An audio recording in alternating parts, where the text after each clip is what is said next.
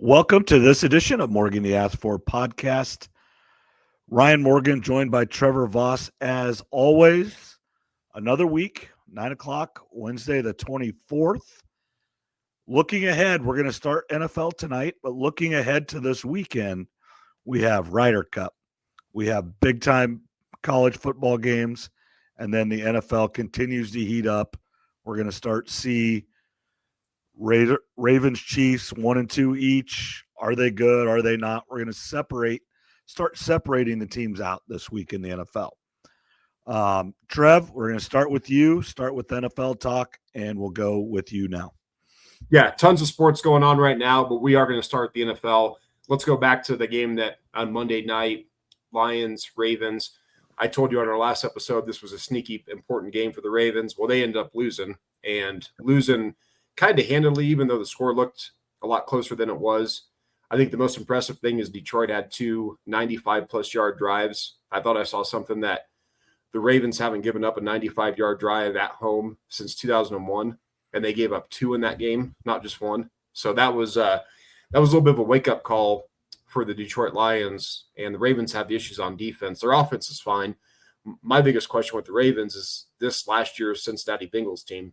Are they going to have this explosive offense like the Bengals did last year with a not even below average, they're bottom 2 to 3 in every statistical category on defense right now. So the Ravens got some problems. Can they get it turned around? When you think of Baltimore, you always think of great defenses. So you would think so, but a couple of years, boy geniuses, they call him, Mike McDonald, left for the Seattle Seahawks. And ever since then, the defense hasn't quite been the same. So they've got the high-powered offense.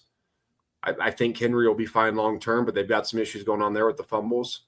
And Detroit, ever since they got whacked by Green Bay in week 1, they've really bounced back, which is good for us because both of us have Detroit going the Super Bowl out of the NFC. So maybe my panic meter after week 1 was a little exaggerated, but that's the NFL. When you only get one game a week, you kind of have to overreact sometimes. I mean, that's the fun of it. So Detroit's back on track now.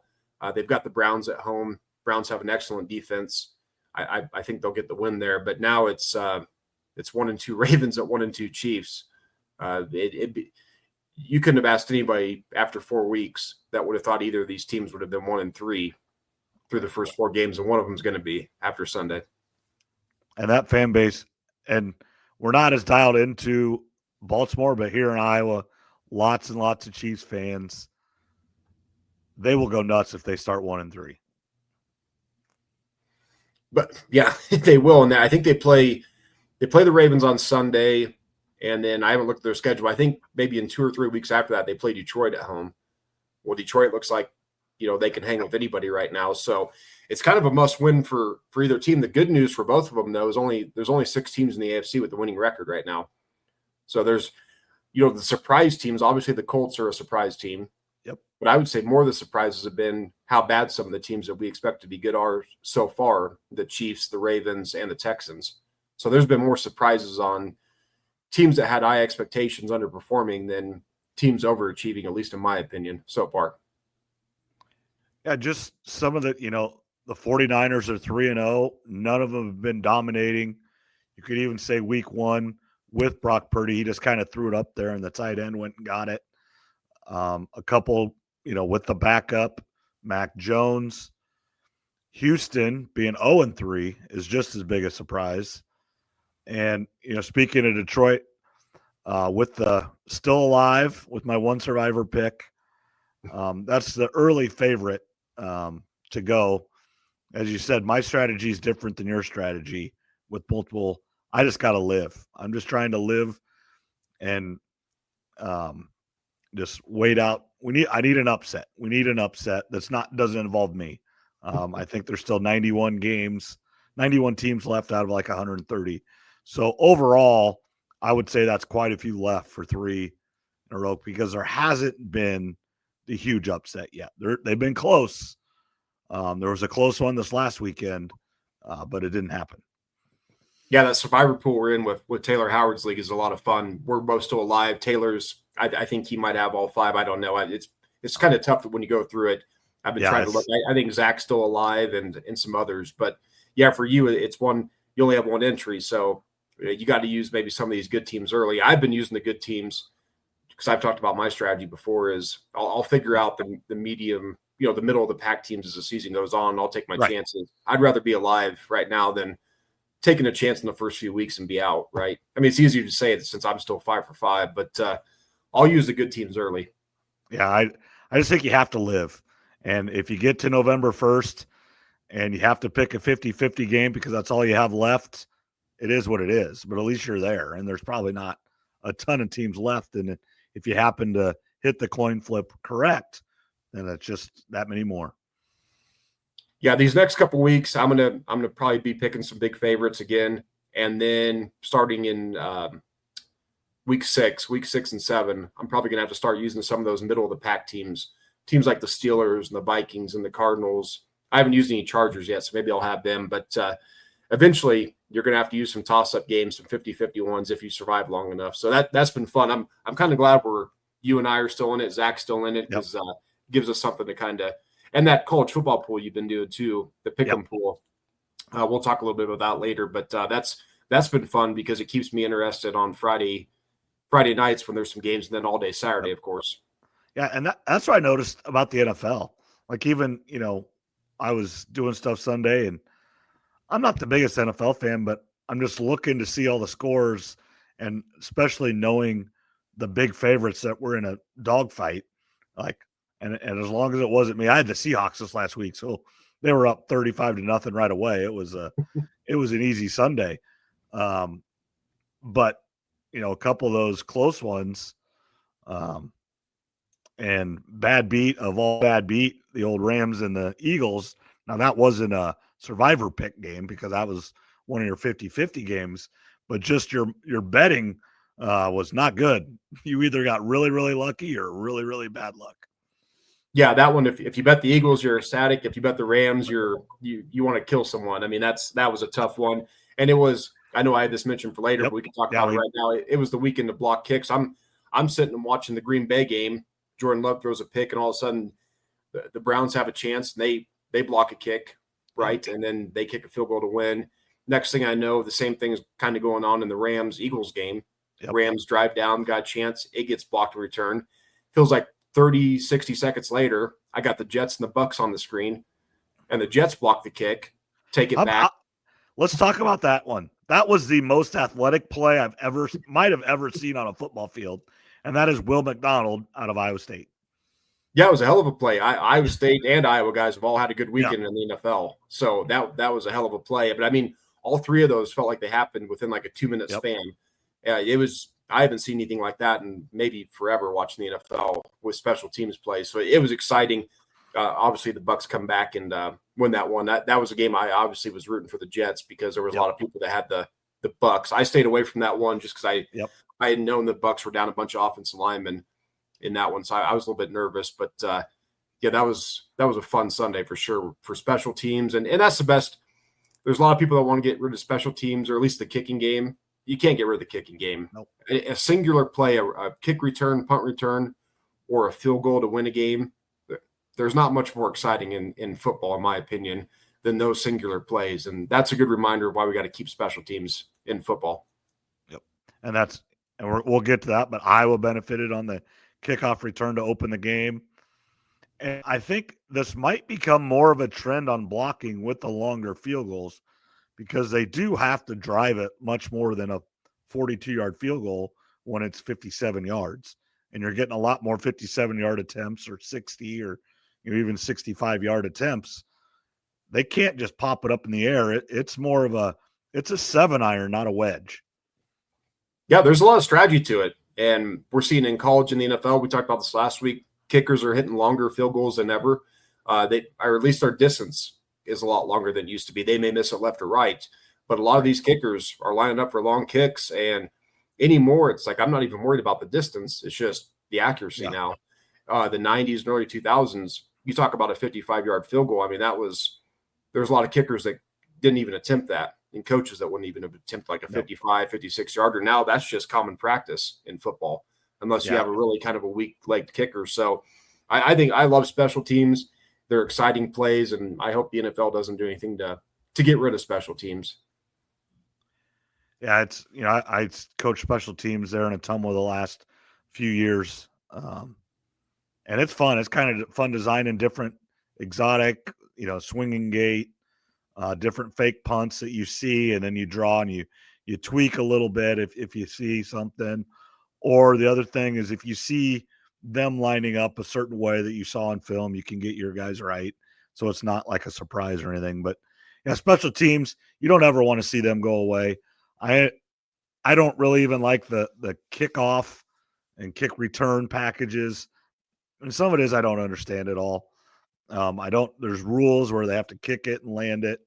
And so it's target kicking instead of just booting it through the end zone. But we'll get used to it, and it's probably better overall because guy running down the field at 40 mile an hour and then getting trucked by a guy twice their size probably isn't super healthy. Yeah, probably not healthy, but we are seeing some strategy on kicks, pooch kicks, trying to get in the landing zone, all the different returns. So there's definitely a lot of strategy now, especially NFL. So I'm all here for it. It makes the kicking game a lot better. And that's the thing that the NFL does. They're always tweaking their rules, trying to improve. They have no problem doing that. So the weekend of blocked kicks and special teams, that's for sure. Yep. The Bears looked good, but it was against the Cowboys who don't look good. So yay for a win. Ben Johnson's first win as a head coach for the Bears. Caleb Johnson throws 4 touchdown passes. I guess they did what they needed to do and got the monkey off their back. Now let's see if they're any good or not. That's my feeling. Yeah, the Cowboys defense is atrocious, but as you said, for Caleb Williams and Ben Johnson, they just needed to win. They needed some positive, something positive to go in their direction because that week 1 loss, they had the game won. They probably should have won versus the Vikings, and then they gave that away. All the offseason stories and news, the practice stuff was negative. They just needed something positive to happen, and it did. So they've got Vegas this week. They can win. They can win that game for sure. And I still don't think the Bears are going to be a playoff team. That's okay, though. As long as they start cutting down on penalties, Caleb starts to look a little bit better each week as the season goes on. That's really what you're looking for. It's more about year 2 and 3 with Ben Johnson. And this is the weeding out year, as we've called it, and trying to get improvements out of Caleb. So, yeah, I know Dallas's defense is terrible, but still an NFL team. And Matt Eberflus had something to prove going back to Chicago. Yep. And the Bears took clear advantage of that. So it's a good sign. I mean, you got to take it as a Bears fan at this point since you were 0-2. Yeah, the biggest news is they are moving to Arlington Heights. Now, I still will believe it when I see it, but that's what they said they're doing. Yeah, I haven't read all of that yet, but that's what I heard. I know we talked a little bit about it last week. So, the stadium's in a pretty cool spot downtown.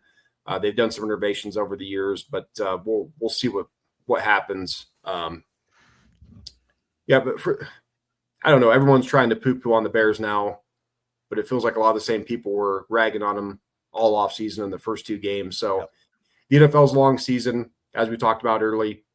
You kind of have to overreact week to week because we're only getting 1 game, unlike other sports. So it's a good stepping stone for the Bears. Now let's see if they can keep it up because they've got some winnable games coming up on their schedule. All right, and then a few injuries. Najee Harris being a big one, right? Chargers running back, Achilles, see it right away, right when he goes down. What other ones? CeeDee Lamb. CeeDee Lamb's going to be out a while. Tyler Booker, their first-round pick, he's going to be out. So, yeah, Green Bay is going to be a popular pick this week in the survivor pool, rightfully so. I think the Bluebirds are going to come out early in Dallas with Micah coming back, and Dallas basically depending on George Pickens, which good luck with that. I told you years ago that was my favorite receiver coming out of the draft. Well, there's a reason he fell. He had a lot of red flags. Those red flags are still present today. He's not a winning football player. He's going to have a big game for the Cowboys. And, other injuries, Mike Evans, James Conner. James Conner is out for the year. So, it's unfortunate. That's the worst part about football is the injuries. But there's some big ones coming up now. We talked about the quarterbacks last week. So, yeah, every week it's survival of the fittest. Last year the Lions got hit with the injury bug on defense right about this time. So we'll see what teams can survive it, what teams get the most. I mean, the 49ers, Bosa is probably the biggest one, actually, that we haven't even mentioned yet. So that's a blow for the 49ers for sure. I don't think the 49ers can get to the Super Bowl without him. I mean, they've got a lot of young players on defense that are starting or playing a little bit, rookies. And I just don't think that's going to be – they have an easy schedule, so I still believe they're going to get to the playoffs. But as far as being a Super Bowl contender, losing Bosa, I wouldn't be betting on them. Yeah, I saw Bosa walking off the field and just gave the old thumbs down. He knew it right away. Yeah, you could see him giving a thumbs down. He knew it. He's had an injury history, and I don't know what it is with the 49ers, but I don't know if it's the way Shanahan practices, their trainers, whatever it is it the field, the practice field? But they're the top 5 to 10 most injured team like 6 years running. So I don't know what it is, but it's unfortunate because, at their highest of highs, they're one of the best teams in the league. But McCaffrey doesn't quite look the same. Brock Purdy's hurt. Kittle's hurt. Bosa's out for the season. So I would expect injuries to continue for the 49ers. Yeah, it's just, like you said, they just won't be able to hit their ceiling. It might not go all the way to their floor, but their ceiling's just not reachable with those injuries. No, and they're 3-0. So kudos to them for winning the past 2 weeks with Mac Jones, backup quarterback. That's not easy to do. 2 games, 2-0 with the backup. You take that every time. I mean, you take that with your starter, obviously. Right. So they've done a good job. But it's going to be tough though, losing Bosa. And again, given the injury history of the Niners in that division too, the AFC West, I told you before the season, I thought that could be maybe the most competitive division. And so far it looks to be. Yeah, it's, just as we talk with the NFL, it's just more and more with coaches / players / I think that becomes the injury bug is just and I talk about this and I can't remember who I was with, but I really think it has to do with their lack of practice. They don't practice and then they hit, especially a quarterback. It seems like quarterback gets hit, they're hurt. And maybe this is, they've collective bargained to have like no padded practices. They don't want them, which I understand. And the owners don't want them either because you don't want your $40 million receiver or quarterback getting hurt in practice, but they're getting hurt in a game 2 days later. I guess I don't know really what the difference is. At least you have the hope, I guess. But I really think the lack of practice does affect the lack of hitting. I shouldn't say lack of practice. They practice. But the lack of hitting until game day does come back. But you also hear about all the stories that on Monday and Tuesday, the guys can't move either. So, because they just, especially the running backs and the linemen that just big and powerful and get hit every single play. Well, the last time they had the CBA, the players wanted more money and the owners didn't want to give up as much money. So that's where they met in the middle, but nobody asked the coaches what they wanted. It was players and owners. So the coaches would like to have those padded practices. You ask any one of them, they'd like to have more of those. So I do think there is something to that. And again, some of these guys, I almost wonder too if it's overtraining. Again, I'm not an expert in this. You have to ask, but these guys are training year round, lifting, running. You almost wonder if you can overtrain in a way too much. So I think it's a mixture. It may be 10, 20 years before we find a more perfect science to it all with more data and finding out if guys are working out too much where they need a break to let their bodies heal long term rather than maybe just a couple days or a week off, in the off season. So the coaches would definitely like to have the practices, but the players wanted more money. And of course the owners said no. And the players said, well, how about, maybe a little bit more money, but less practices. And the owners were like, okay, that sounds fair.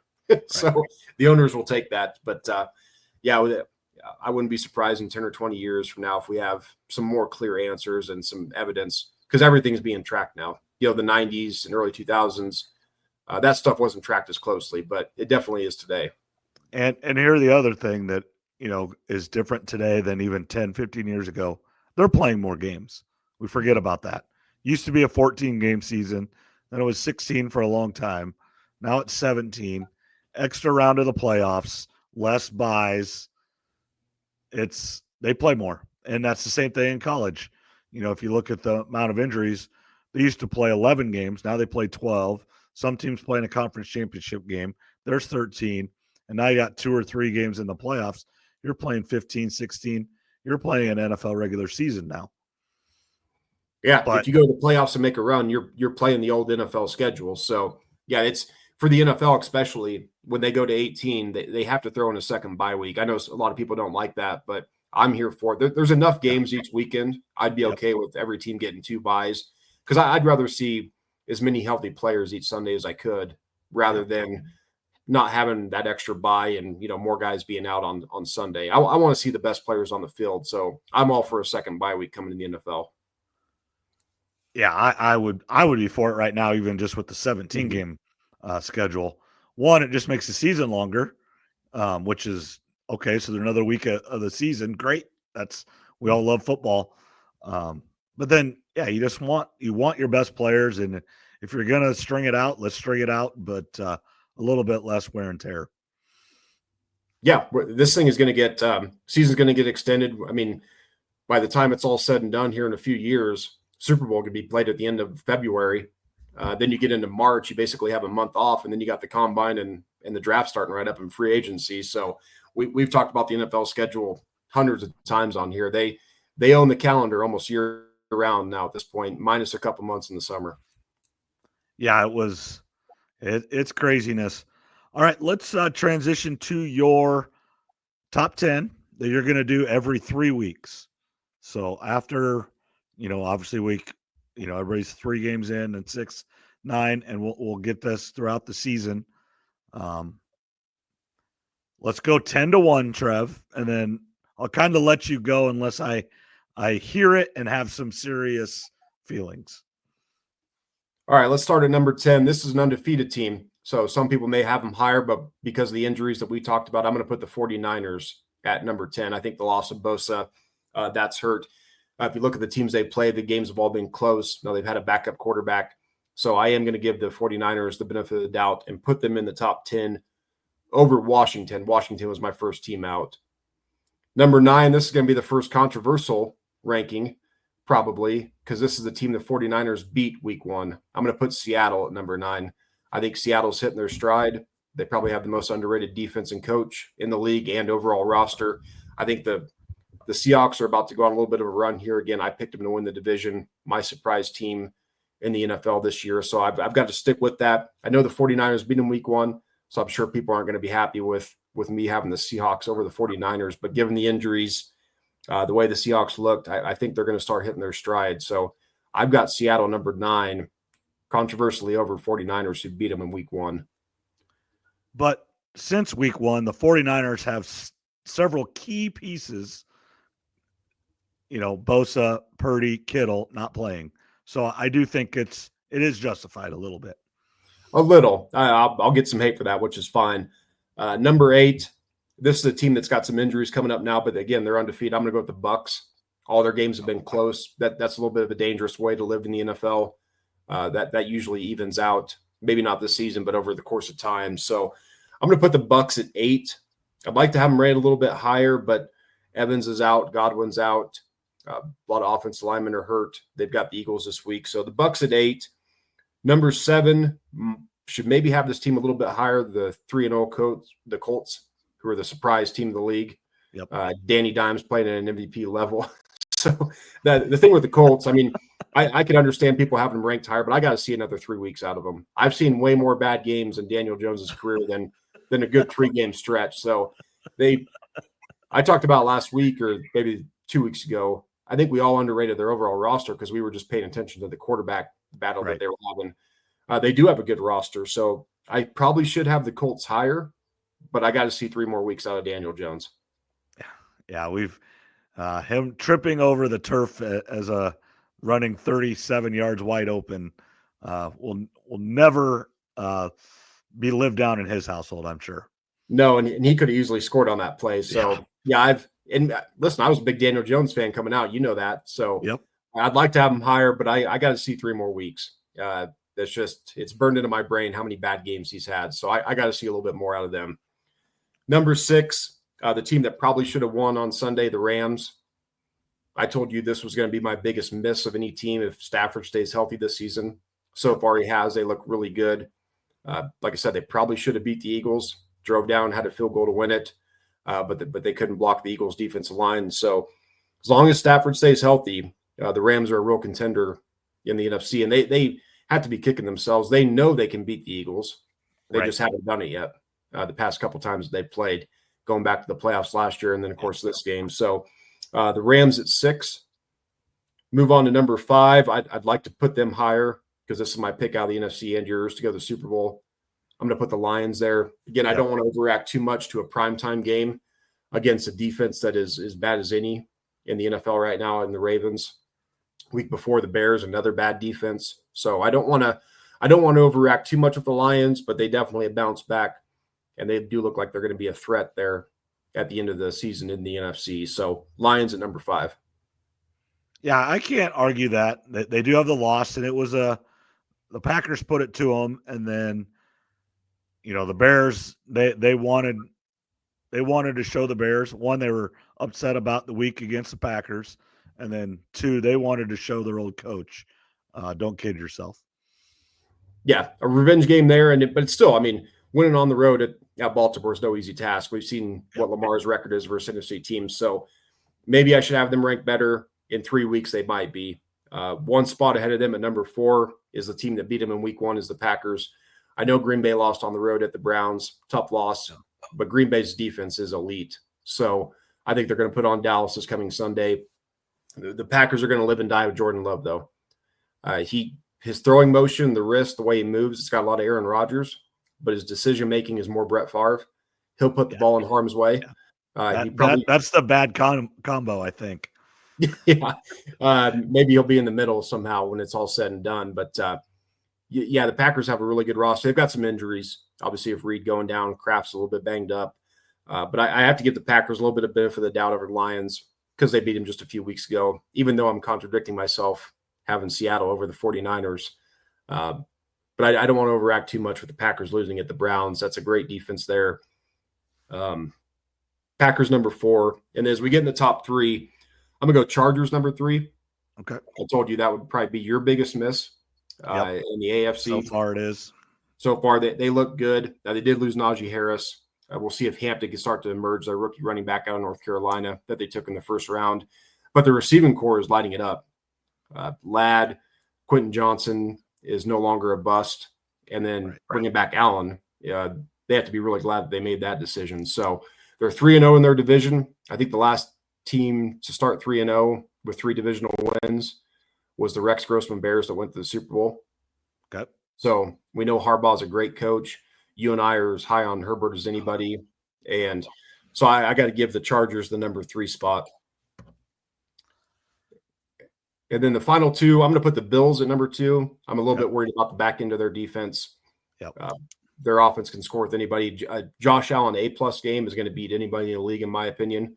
But they're back into their defense, a little bit of a worry. Their first-round pick, Harris, should be coming back here in a couple weeks, so they'll get a little bit of help at corner. And again, a lot of these top teams, I think after this coming week, after week 4 or 5, there's going to be some trade talk coming up for all the contenders. They're going to be looking to make some moves because, again, with the Chiefs looking down and now with the Ravens looking down, Chargers and Bills got to take advantage while they can. And then, of course, number 1, and it's close. This isn't a runaway number 1. I got to give the Eagles a respect. Their offense has looked a little bit off. Barkley went from 5.8 yards a carry last year to so far this year he's down to 3.3. A lot of wear and tear that he had last year, given all the touches. That's a little bit of a concern. I don't know if the Eagles have the depth that they had last year. That's to be determined. So the Eagles are number 1, but not a runaway number 1. I can't fault you for that. You could make the argument with the Bills. I mean, you could flip those real easy.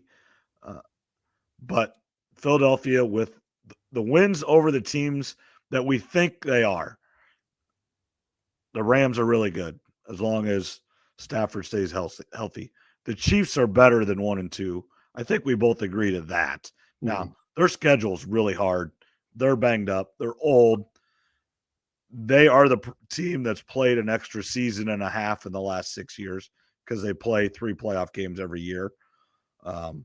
It's adding up. They did lose some pieces just depth wise, like every team did. And with them being down, but still, they're probably they're a top 10 team. They're a playoff team. So with those wins, I think Philadelphia probably does have the nod there. So I agree with you. Yeah, and I expect the Chiefs or the Ravens, possibly both, 3 weeks from now to be in my top 10. But with the Ravens, I mean, that defense has got to get fixed. They can't win a Super Bowl with a bottom 2 or 3 defense. That just isn't going to happen. They got to be closer to at least 20th, give or take. And the Chiefs, of course, it's offense. They got to find a running game. We've talked about it. Maybe trading for Breece Hall, Kamara, H out of Miami. They've got to get a running game because we know they're getting the receivers back here eventually. Again, as I said last week, the tight ends are the tight ends. They're probably fine there with their depth. So Chiefs, it's offense. Ravens, it's defense. If you could combine both those teams together, they'd be in a really good spot. Yeah. But 3 weeks from now, I expect at least one, if not both of those, to be in my top 10 and be there at the end of the year. But through 3 weeks, I got to just trust what my eyes are telling me. So Eagles 1, Bills 2. If the Bills and Eagles met in the Super Bowl, which is, that's likely to happen. If Josh Allen plays an A+ game, I don't know if there's a team that can stop him. But if Josh Allen has a B-level game, I would take the Eagles to win that one. Yeah. And if Josh Allen has the ball last, they win, even if he doesn't have a great game. If he has the ball going down to score, he's going to give him one heck of a chance. Yeah, absolutely. That's Josh Allen, Mahomes, Lamar, and I mean, Jalen Hurts is even kind of entering that aspect now. You give those guys the ball with a minute, 90 seconds, hell, even like 35 to 40 seconds. If they got a timeout and they just need a field goal or whatever the case is, it's you're holding your breath if you're the other team. Yep, I cannot argue with you there. We got 24 people watching us live. That's good. Thank you for those of you that are watching. Most of them are on Twitter or X as it is now. It's probably always going to be Twitter in my world, but I'm old. We're going to transition to college, where the big story is not games, not what happened, not what's going to happen in a big, big week of college football.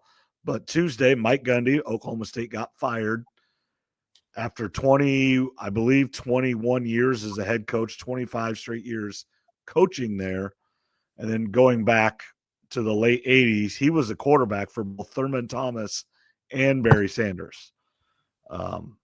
He is Oklahoma State football. He will get in their Ring of Honor or Hall of Fame or however they do it as a coach. Probably might already be as a player. I don't know that, but he will as a coach as well. And then he will most likely have a statue. He is Bill Snyder. He is Kirk Ferentz just for Oklahoma State. Oklahoma State is second fiddle. They're a lot like Iowa State, the big school, Oklahoma. Only Oklahoma is a much step ahead of Iowa in the national. They are a blue blood in college football, especially going back to the 50s, 60s, and 70s, where they had more national titles than anybody with a couple different head coaches there. But T. Boone Pickens and Mike Gundy in the last 20 years, and you can credit maybe Iowa State for taking a national championship shot away from them in 2011. That's when they were at the top of the top, ranked number 2, I believe, at the time when Jared Barnett and Jeff Woody took them out on a Friday night in Ames. Front row seats there that night. Gundy had a ton of 8 to 10 win seasons. I think he had a really good bowl record too as a head coach. I just looked while you were talking. He's only 58, so he's going to get another head coaching job somewhere if he wants it. Maybe Virginia Tech or Wisconsin or some of these coaches. Some of these jobs are going to be coming open. Virginia Tech is obviously open right now, so he's young enough. He's going to get another job. And then I heard some rumors. Obviously, they asked him to take a pay cut coming in the season. Supposedly that money was supposed to go to NIL. Sounds like maybe it didn't. And that's where some of his frustrations were coming from, because I think just a couple years ago, that game against Baylor, they were a touchdown away from going to the playoff, weren't they? They were 1 yard. They got stopped at the 1 yard line. I believe it was with Ollie Gordon as their running back. They were upset by Baylor, and I think Baylor went to the Sugar Bowl and got beat by Alabama by a lot or something. But yeah, it was 2004, 15 months ago, 16 months ago, they were playing for a Big 12 championship, and he is fired. And since then, since that game, he's only won 2 games. 1 game against a Power 5 team. Yeah, has not won a Big 12 game.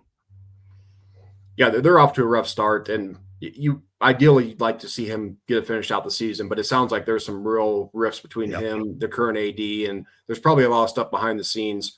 I know Josh Pate was talking about it. It'd be awesome to get him on any show, Big Noon, College Game Day, any of them for the rest of this season, and then maybe he takes a head coaching job later. But it'd be good to get him on TV, and because he's going to say whatever he wants because there's no consequences right now for him, and it'd be good to get his side of the story too.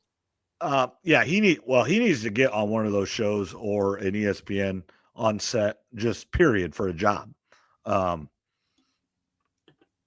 think he could do that for the rest of his career, that he would want, not even have to get back in coaching. I think he would be great because he would say it like it is, and he doesn't really care. He's kind of got that Southern I don't care with the bullet and everything else like that. He's a character. He would be on that same line.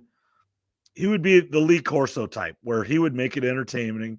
He would, kind of tell it as it is, much, on the same vein, only he has the coaching background of McAfee and Portnoy getting on shows like that. He would be very, very good. And I think that's probably what he should do and will do. I don't know if he will coach again, because one of the reasons it did not work at Oklahoma State was he was resistant, much like Dabo Swinney is, to the transfer portal and the NIL. He was slow to it. He got behind. And once you got behind, it's really, really hard to catch up.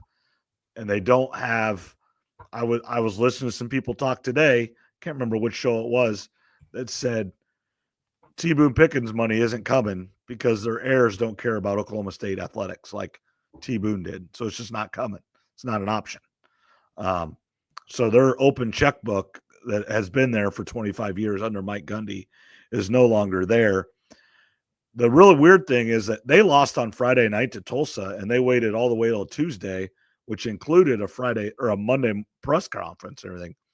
So in my world and other people's world that I've seen on Twitter and stuff, is the AD had to make some phone calls and secure the $15 million because it wasn't a unanimous vote, and they didn't have the money. And that's because Dabo Swinney's not going to get fired because of money.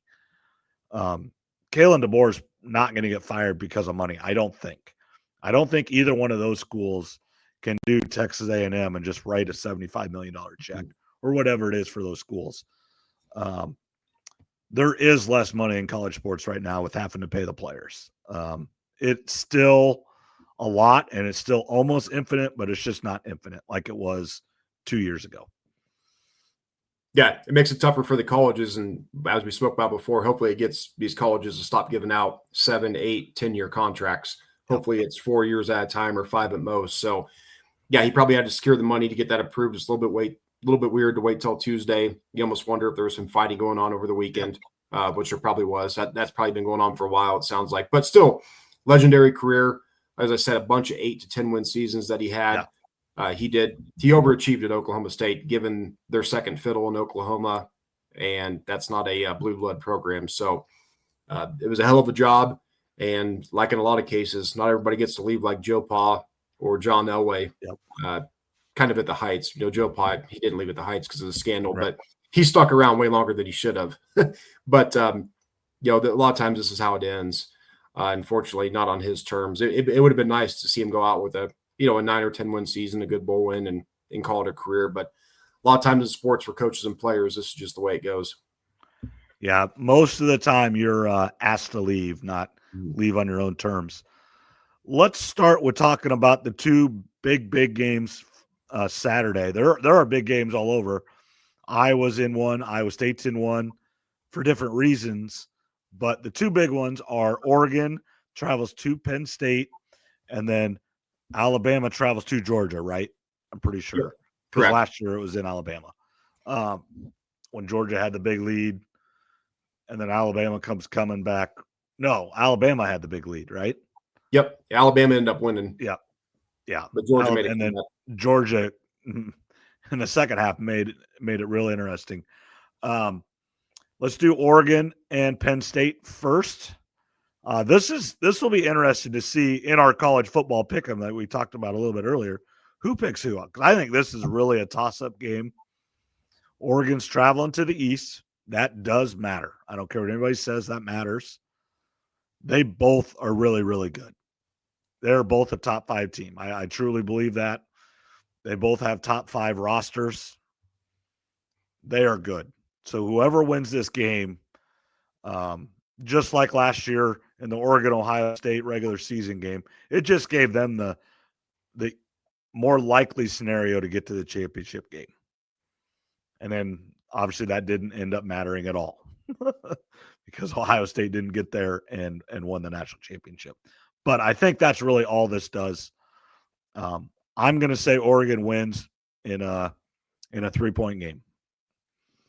Yeah, this is a game I'm looking most forward to this weekend. I've seen Alabama and Georgia dozens of times. Like, I've seen that game. This is new, fresh. It's Oregon going to Penn State. Penn State's got the remodeled stadium. I can't wait to see that under the lights. I've been to a game there before when Iowa played and Claiborne had the blocked punt. It's one of the best atmospheres in all of college football. So I can't wait to see that one. That's the one I'm going to be paying attention to on my main TV. And it's not a must win for Penn State because they could lose and still make the playoffs.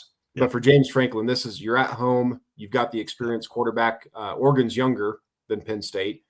Penn State's got a bunch of players that are going to be selected in the top 100 in next year's draft. Like, kind of got to win this one. And my pick is going to be Penn State. I think they're finally going to get it done here. James Franklin's got to. I think he's 4-20 versus ranked teams or something like that at Penn State, and a couple were against Boise State, and I believe SMU were like 2 of them. So it's close to those numbers anyway. So I'm going to take Penn State, but I'm looking forward to it. I can't wait to see the atmosphere. Is game day going to that one? I haven't been paying attention to game day this week. I doubt it because it's the Big Ten. Game day usually doesn't go to the Big Ten. No, I know. Let me look it up. I would assume they're in Athens at Georgia, Alabama. You're probably right because obviously given the ESPN and the SEC ties, I forgot to look where they were going. That would make more sense. I thought I saw something that they were going to Penn State. I would bet the same amount of money that Big Noon Kickoff is in Happy Valley, though. No, they're in Champaign. They're in Champaign. Why? For USC because it's a Big Noon Kickoff. Remember Penn State, Oregon's at night. So Big Noon typically goes to. So they have to go to where the noon game is? I mean, I know. I don't know if they technically have to, but I think most of the time they do. So, they're going to be. You could have had all my money, Trev. Yeah, no, they're in Champaign. So, best of luck to them. I mean, that's a decent game, but it's not Oregon. Let's talk 1 minute on that game. Who wins that game? I have a sneaky feeling Illinois is going to be right there. I think I might pick USC, but it's going to be a dogfight. I'll take USC. I think they're pretty underrated. It feels like Lincoln Riley might have this USC team on track finally. So I'd go USC, but it's on the road. Illinois got embarrassed, obviously, versus Indiana. They're going to be looking for some payback. But my pick would be USC, though. Okay. All right, back to Penn State, Oregon. Whiteout, 100,000 people, new stadium. Oregon doesn't ever come there. I'd probably lose all my money, but I'm assuming that's the first time Oregon's ever played at Penn State. I would assume so, and I think I just saw they are going. Game day is going to Penn State. I would have lost all my money. I had them switched. So, no, it makes sense because you would think they'd go to the SEC game, but given how big this is, next stop Happy Valley. So game day will at least be at Penn State. Someone should be there. So good for game day on that one. But I'm really looking forward to it. It should be a fun game. James Franklin, he improved last year, advancing in the playoffs, putting up a good fight versus Notre Dame. But this is kind of another get the monkey off your back type of game. And being at home, having the more experienced team and quarterback, the whiteout, Penn State needs to win this one. All right, and then Georgia, Alabama. We've seen it in the last 10 years, 10 times, if not actually more, with the championship games and even bowl games, championship games. Alabama, are they better? Georgia got Tennessee last time. I'm assuming that was last time they were on the field. I don't remember seeing them play last week. Maybe they did, but it might have been against whoever. I'm going to go Georgia, but it's closer than people think. Yeah, I'm going to go Georgia too. Georgia's got the longest home winning streak in the nation ahead of Washington. Kalen DeBoer and Alabama have been really bad on the road under the Kalen DeBoer term so far. So give me Georgia. They've got the better coach, the more proven coach. I'd like to see Alabama win, but Alabama hasn't proven anything to me yet since DeBoer's been there. So Georgia, I was rooting for them to lose at Tennessee a couple weeks ago. Yep. I think I was the only one in our pick'em pool to pick Tennessee, and I thought I may have had that toward the end. And then, of course, Tennessee kind of fumbles it. Georgia wins it, which is not surprising. That's what Georgia does. The better coach team. So I'm going to go Georgia. I don't know if it's close either. Alabama, all the penalties that they have under this new regime, not playing it on the road. It's a big spot for them. If they can, if they keep it within 3 and they don't have a ton of penalties and they show some fight, I'll be impressed, even if they lose. Yeah. All right, now let's go to the Iowa State games. Let's start with Iowa. This is their chance. They did get beat by Iowa State, but in a very close one, last 2-minute field goal on the road, rivalry game. It happens. How good are you? Last week was if you're good or not good. I think you proved you were good. Now we're going to see how good. Indiana is the darling of the night. The princess, everything. Scored 63 points against top 10 Illinois. Well, maybe Illinois is not as good as we think they are. I don't think Indiana is as good as everybody thinks they are. I heard some people say they're a top 5 team in the country. Don't believe that in a heartbeat.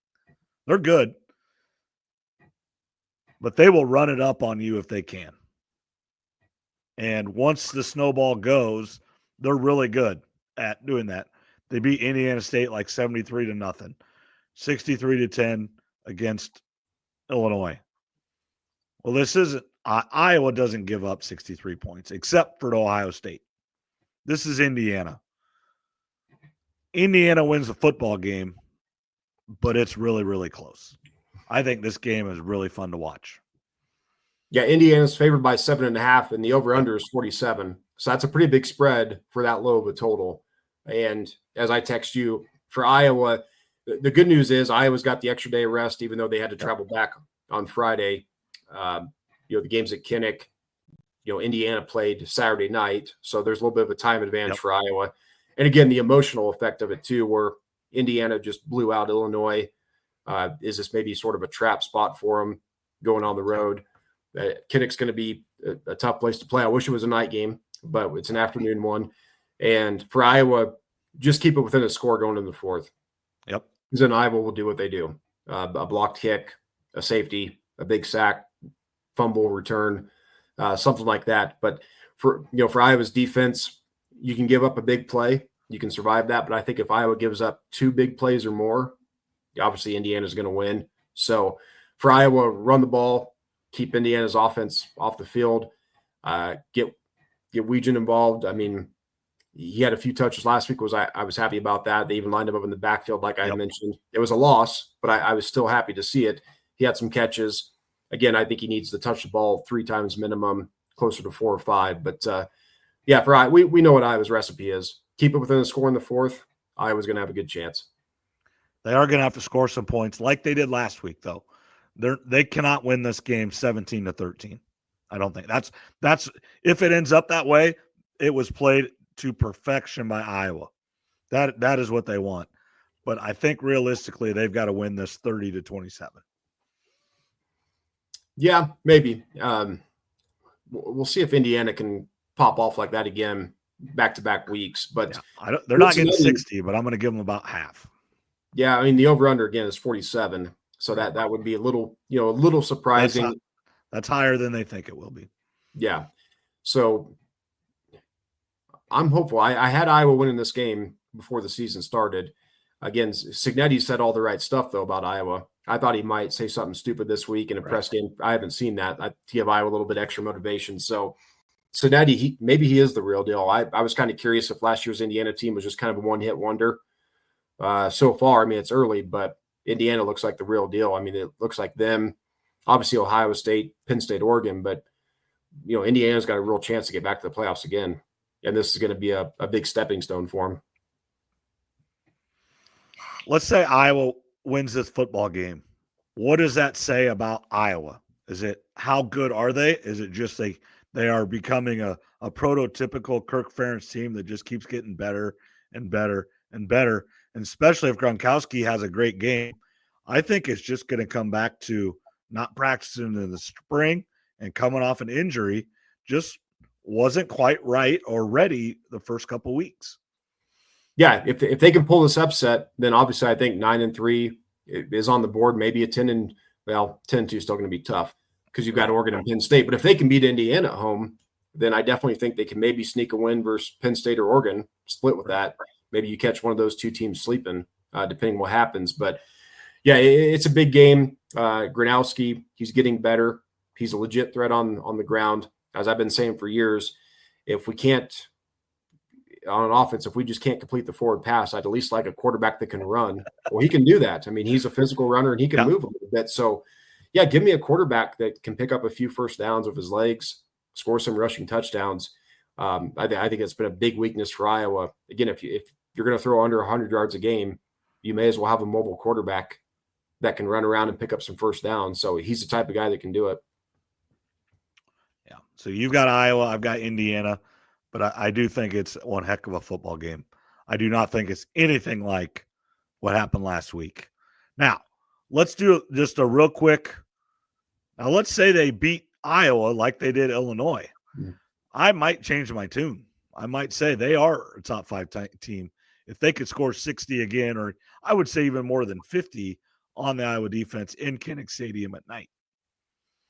I would say if they score 34 plus at Kinnick, then I would definitely put them as a real deal team, which they might already be. But if they get to 34 or higher in Kinnick, we know Kirk Ferentz, the style they like to play. If they get to 34 or more, I mean, it looks like the Big Ten may have 4 teams again going into the playoff.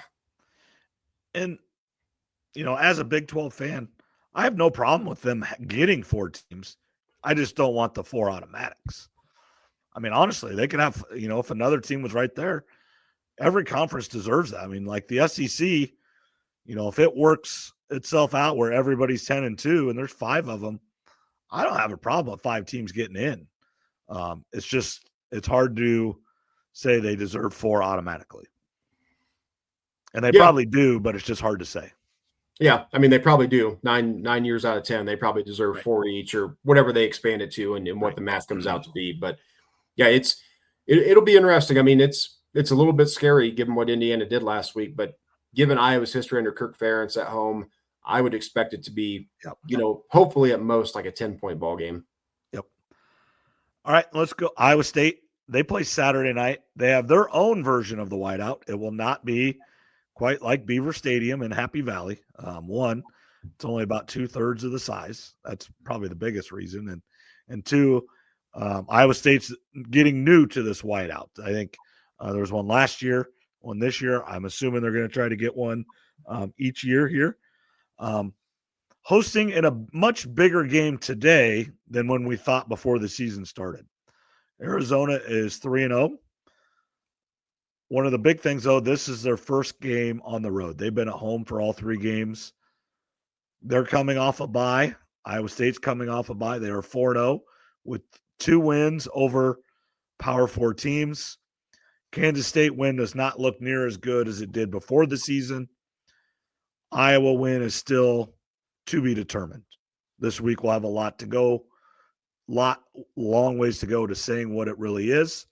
But we do know Iowa, they are not Kansas State. They are not fluttering in the wind. Iowa's a much better football team than Kansas State, in my opinion. Yeah, and I think one of Arizona's 3 wins is Kansas State as well. Yep. So they both have the Kansas State win. I think Arizona's given up like 8.6 points per game. But again, it's early. Given that they're both on off the bye week, I mean, I'm going to pick Iowa State to win this one. I don't know much about Arizona other than that. Arizona was a team I just really wasn't paying much attention to coming into the season. Well, the backstory for Arizona is this is the second year of their coach, came from San Jose State. Kind of inherited a team that was most of the team left and went with Jed Fitch to Washington. So the ones that did stay, now he had a top 10 draft pick at receiver, and Fafita is a really good quarterback, and he's back again this year. But it just didn't gel, and he kind of cleaned house, got new defensive coordinators, got a bunch of new players, and it's much better. This is his team. That's kind of what I've interpreted out of this. Their defense is different. It's not what anybody else plays. They just go super, super fast and make plays. And they've been super disruptive. Like you just said, I think, the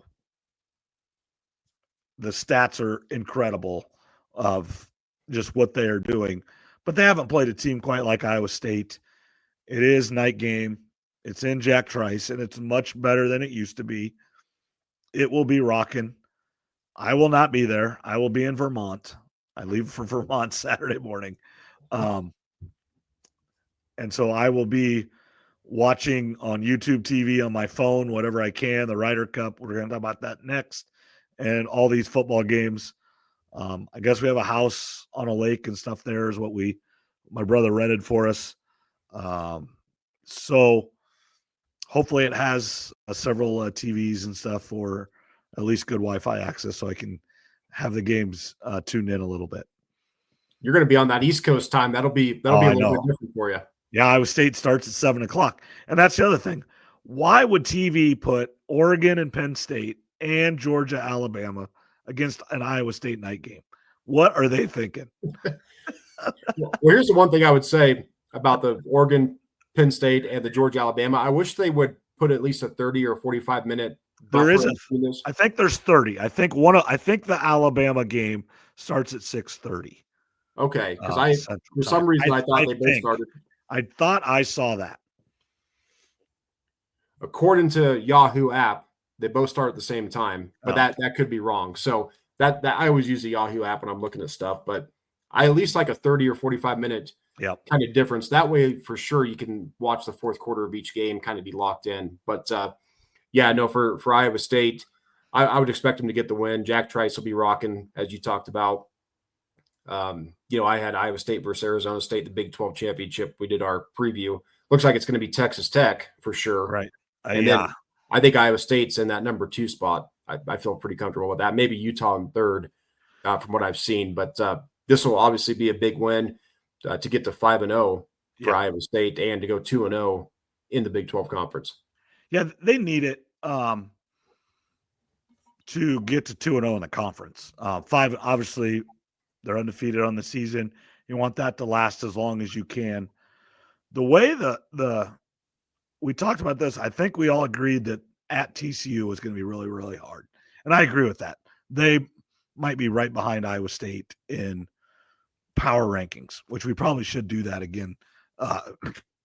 Excuse me. I know my voice is kind of scratchy tonight, but we should probably do that again, the power rankings for the Big 12 and Big 10. But the Colorado game doesn't look as hard as we maybe thought it would. Oklahoma State's going to be in shambles by the end of the year. All their team could transfer tomorrow, and there's nothing they can do about it. So that doesn't look as good. Kansas looks pretty good. That's going to be a tough game, but that one is in Jack Trice Stadium. Arizona State's not as bad as they looked against Mississippi State. They may not get to the Big 12 title game, but they're going to impact who does because they're good enough to beat any team at any time. And unfortunately, I do think they're going to have a loss or two and not get there, but they could come into Jack Trice and beat Iowa State, and it would not shock me. Yeah, Levitt and Tyson there for Arizona State. They're going to be NFL players, depending on where they're drafted. Tyson's probably going to be a first-round receiver, at least as of right now. So they're a little bit down. Again, still a good team. I expect them to probably go like an 8-4, at least something like that. Be in the top 5 of the Big 12 conference when it's all said and done. But yeah, Arizona maybe a little bit better than what we thought coming into the season. But as you mentioned, I'm going to have to pick Iowa State at night at Jack Trice against a team that isn't on the same level of longevity that Campbell and Iowa State are. Yeah, I agree. I think Iowa State covers. I think it's 6 or 7, depending on where you look. It's right in that range. Worried. Iowa State's kicker. We finally had a kicker that you could kind of count on. Hurt. That's what happens when we're Iowa State. Our second guy got hurt the first game of the year, I guess, and hasn't kicked since. So we're on a walk-on kicker from North Scott, who was also their quarterback. So he's a good athlete, but we're on a walk-on kicker in going into one of the biggest seasons in Iowa State history. So yeah, that could be a big factor. I mean, if Arizona holds Iowa State to field goal attempts early and he misses one or two, that could really be a ball game at the end. Even if you score a touchdown, if you're Iowa State, well, if he misses an extra point or two, do you start going for 2? So I did see something that the kicker was hurt. I'm glad you brought that up because I'd forgot that could be a big difference in this one. So hopefully, and even if it doesn't for this one, in 2 weeks, in 3 weeks, even when he comes back, he's probably not going to be full go, right? 63-yarder right out of the chutes. And I would guess there's no one else on the roster that can even kick at 63 yards. So he might be your guy, but it might be 45 and in. So you still have the same problems you have right now, where it's probably, I don't know if I'd throw this kicker out anything longer than 40. I'd rather it be 30 to 35 every time or in. Yeah, and that changes what you do on offense too. Yep. When you cross the halfway point of the field, does Campbell say, "Hey, you've got 4 downs to work with here"? Yep. I think you do 3rd and 5, and then if it's 3rd and 5, then you can run a run play. If you have a 4th and 1 or 2, we're going for it. Yeah, and it's not all bad with your quarterback. He makes good decisions. He knows how to just make a play.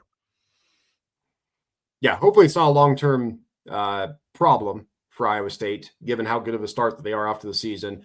Hopefully it's kind of just a 1-game deal, kicker get back healthy. But yeah, I'm glad you brought that up because the kicking game. I don't think it is. I think it's for several weeks. Okay, well then that's potentially a big issue for Iowa State.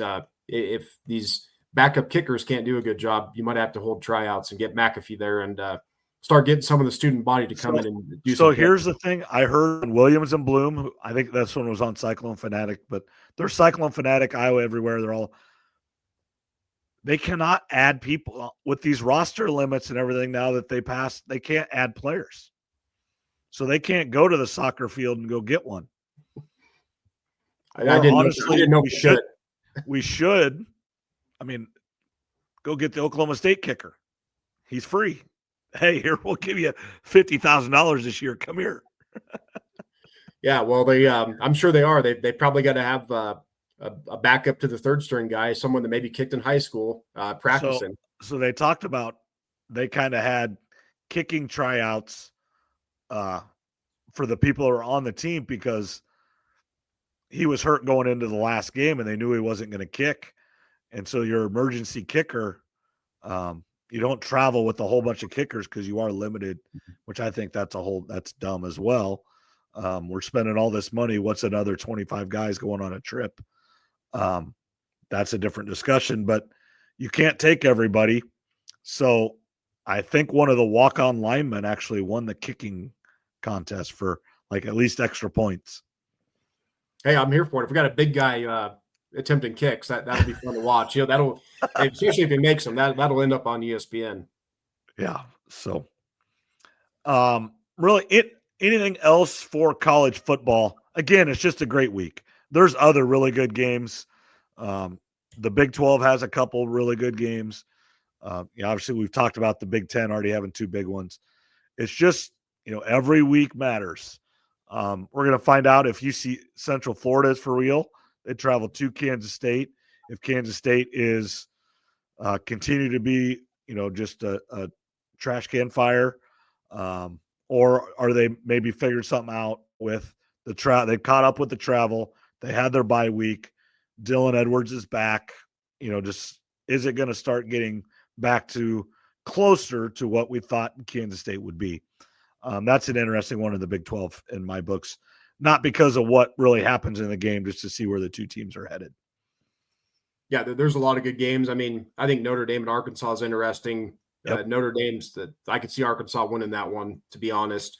And then just going back to your pick 'em pool that you did, I was hoping for a few more games, just because I like that. I like to have the Friday, of course, the early slate, afternoon, night, and then of course a late one. Yeah. Do you get to pick all the games? I get to pick them. Randomize it for you. They kind of randomize them, but I get so like the original game is like set for 10 games, and it gives you like the 10 best games in football. Well, I selected Big 10 and Big 12 because I wanted those games because those are the games that matter to us. So I chose that. So I get a little bit different games, and then I pick like last week. What did I pick? Like 22 games. Yeah, and my one buddy's like, "Holy smokes, how many games did you pick?" And so I dialed it. I think I picked 14 this week, so I didn't pick as many. Maybe I'll go back to more next week. Well, my vote is for more because I like it. It gets me to pay attention to teams that I might not. And I understand the Big 10 and the Big 12 because that's where most of our fan base is going to be. Those are the teams that we're paying attention to. So I'm good with more games, but I would say any game that you like that's maybe 10 points or less as far as the spread goes, I'm okay putting it in. But that's been some of it too. Is there's a couple of games I'm kind of interested in, but they're a 14-point favorite, so it's like there's no real point in putting that game in there. However, I'm in a different one in that same type of thing. It's Travis and Ross, the Rush Radio. They're doing one as well, and that one you pick 10 games. But you can risk high or low. So like if you risk high and you pick the favorite, you get like 16 points for that game. Or if you lose it, you lose 12. And so actually last week in that one, I ended up with like minus 10 points because my high risk ones didn't turn out. Yeah, I've done those before too. And I'm kind of kicking myself because I originally picked Stanford to beat Boston College in Stanford. That was a 14 or 17 point spread. And at the last minute I changed. I'm like, dang, I should have stuck with my gut on that one. Cause that would have been Boston College back-to-back road weeks. They went to Michigan State, had to go home and then travel all the way to Stanford. So I originally picked Stanford, but I changed my mind at the last second. I could have made up some ground on Zach and whoever's leading it. But I changed the last second. I think Kyle's on it. Yeah. All right. Last thing here, Ryder Cup week. It was Ryder Cup for us here in Oskaloosa. We'll talk about that first. Saturday at Oski Golf, Iowa City Elks, and then the Oskaloosa Elks. A few people golfing aren't members, but for the most part, of the 32 players, a vast majority of them are Elks members. So that makes it fun. There's several former Oskaloosaans, Mike Foster, Vince Hargrave, a couple others that are members up there, grew up in Oskaloosa, live up in Coralville, Iowa City now area. So just always good to see those guys. I'm in chats with them, but it's good to see those guys. Yeah, I'm definitely jealous. One of these years I'm going to come back and watch. It looks like a lot of fun. And that's good between Oski and Iowa City because, again, you've got people, Brett and you and Cody live in Oski, Zach's in Sigourney, and then, of course, Mike and Vince being in the Iowa City area. So when you rotate every year, there's places to stay the night at. Not everybody has to get like a hotel or something like that. So a pretty impressive win. And did I hear you went 3-0? I did go 3-0. I played pretty good. I actually made some big putts, but everybody that knows me, golfing, putting is not my strong suit, but I actually putted pretty well on Saturday. So it worked. And I think it's because they finally picked a weekend that Iowa State was off. So I was actually like really happy to be there and everything instead of trying to watch the Iowa State game during it or whatever, because they always pick Iowa bye weeks, but they forget that Iowa State plays as well. I always give them crap about that, and they give me Well, crap. they don't forget. They just do it on purpose. Yeah, I know they do. Well, no, with it being the Iowa City Elks, they really don't have a choice. It has to be a weekend that Iowa doesn't play. There are people that are part of the university for different reasons, and then obviously most of them are fans and go to the game and have tailgates and stuff. And it's not like me where I'm driving 2 hours to do it. They live right there. It's probably even more ingrained in them. It's just part of their lives. Yeah, no, that makes sense. I saw did Musco bring out the big sign or TV screen or whatever that was? Yep. Musco has a company that they work with, I believe, that has these signs, and friends of ours. We have really good friends at Musco. Tuna, Nick Smith is another one that if we ever need anything, we just call him as well. That give the sign is a scoreboard. It hooks up to a TV. We use it for golf tournaments. We hosted the state district final meet last fall, and Tuna brought it down for us. We used it down there at Tumble Country Club. We've used it for the lighted. Musco comes down and lights our golf course for a cross country meet. And that sign has been there before. It wasn't there this year, but it's been there before for that. I'm pretty sure Zach has used it for their conference golf meet there at Oski Golf. So it's just something, and I know they take it around, like when RVTV's in Albia or Oskaloosa or Knoxville, those type of things are on there. I can plug it into just a TV program or whatever, and like it had ESPN Game Day or Fox Noon kickoff, whatever game we wanted to, it was on. And then we also were able to have our score live scoring up as well. So that was fun. No, that's awesome. That makes it feel like an even bigger event when you've got everybody's names up there, the scores, you've got game day or other games on. Was there any crazy shots, any hole-in-ones, anybody have any surprising wins or beatdowns or anything? No, I mean, it's pretty much par for the course. Iowa City has some really good top end golfers. I think how we won is the lower end golfers. The bottom 3, 4, 5 golfers played pretty well, and we're able to win a lot of those matches. But at the top, they've got some really good golfers. I believe some former Hawkeye golfers as well.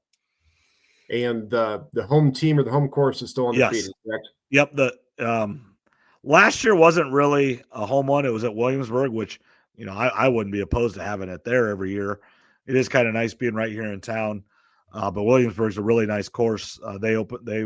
We rented it for a day or whatever however you want to call it.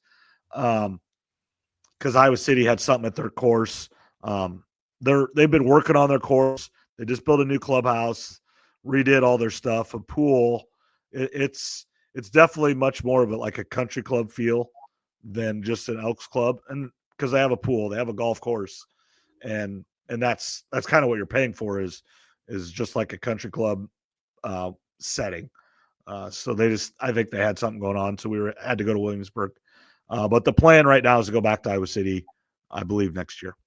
Yeah, I follow their Elks golf course on Facebook, and I've seen all the updates that they've been doing. It looks awesome. I've played there, 4 or 5 times over the years because Vince living right by it. So it definitely looks nice. I'm looking forward to getting back up that way. But yeah, I do follow them, so I've seen all the improvements they've been making. It looks really good. Yeah, and anybody that's ever played there knows it's a quirky little course. There's some shots you have no idea what to do, especially if you've not been there. You got a full horseshoe hole almost, and right against the water, and then a big drop off on a hole, and it's just interesting. You're crossing a road. I think you got the par 5 that goes to a landing zone, then really downhill, followed by another par 5. And is it a big uphill par 3 after that, followed by the horseshoe hole? I think I'm kind of mapping it out in my mind because it's been a while. Yep. Yeah, you come down the hill, and then you go back up the hill on a par 3, and then you end on 9 playing back toward the clubhouse. Is that a long par 3? No, it's a drivable par 4. Okay, 4. Okay. Yeah, it's been a while. It's been a while, but I kind of remember some of the holes. So no, that's good. Hopefully you guys keep that up and keep that going every year. Yep, it's fun. Now let's talk Real Ryder Cup, USA versus Europe at Bethpage Black, one of the hardest courses in America. you and I could go play it for like $55, but I think you have to plan way ahead, and that's not our strength. Yeah, I don't know if I want to make the trip out there to shoot 140 or 150. So, that's but exactly that right. price isn't bad though, for sure. I mean, that's whatever the price is pretty reasonable. I kind of forgotten about it. I wasn't real excited until the last couple of days. I've been seeing all this stuff on social media. Of course, is it Brindle Chambly or whatever on the Golf Channel? He came out and attacked Bryson again like he does. And then I saw Xander's interview. I think it was today. He goes, listen, this course and this environment's made for Bryson. Oh yeah. He's like, this is going to be his Coliseum basically. And he's like, when Bryson earns a point, it's almost going to feel extra. It's going to feel like a 1.25 or 1.5 points compared to everybody else because he's going to be having the crowd involved. So it sounds like Bryson. It's a New York crowd, so it's going to be loud and brash, and it's not Bryson. Midwest nice like when I was there 4 years ago, Whistling Straits. This isn't Midwest nice. This is East Coast brash. Yeah, I saw Rory scold a shot, it looked like, over the green into the crowd, whether it was on purpose or not. But then the crowd started chanting USA. So it's going to be electric, and it's going to feed right into Bryson. I mean, hopefully, and I'm hoping too on when they do the singles, I hope they give us Bryson versus Rory. Do you think, because it's supposed to be random, right? Is it? I thought they pick some of the matchups, don't they? Well, I don't know. I thought they put them in an envelope, and it's just kind of, they didn't put 1 through 10, and the other team puts 1 through 10 or 12, and then that's who it is. But do you think they really want it in the Ryder Cup? Because they already have the TV audience. They want it in a major, which they've had it. I mean, I'm not saying they haven't, but